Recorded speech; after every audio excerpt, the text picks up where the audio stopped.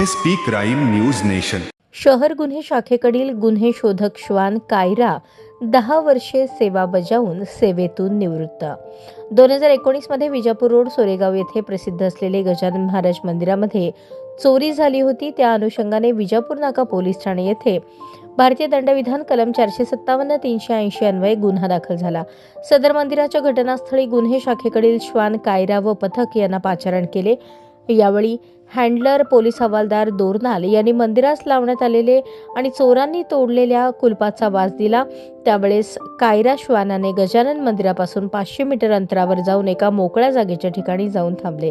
त्या अनुषंगाने विजापूर नाका पोलीस ठाण्याकडील पोलीस अंमलदारांनी त्या जागेचे सूक्ष्म निरीक्षण केले. त्यानुसार त्या ठिकाणी आरोपींचे मिळून आलेल्या वस्तूवरून नमूद प्रमाणे दाखल चोरीचा गुन्हा उघडकीस आला.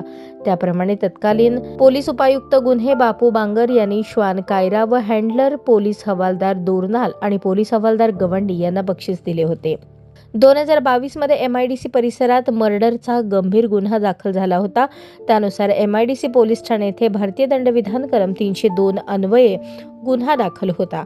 नमूद घटनास्थळावरून संशयित आरोपीची चप्पल जप्त करण्यात आली होती. त्यानंतर MIDC पोलीस ठाणे येथे ताब्यात घेतलेल्या संशयित आरोपींना उभे करून त्यांची कायरा श्वानाद्वारे ओळख परेड घेण्यात आली. ओळख परेड दरम्यान सापडलेल्या चप्पलचा वास कायरा श्वानास देण्यात आला.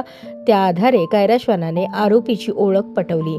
अशाच प्रकारे श्वान कायराने मालाविषयक आणि शरीराविषयक बऱ्याच गुन्ह्यांची उकल होण्याकामी मदत केली.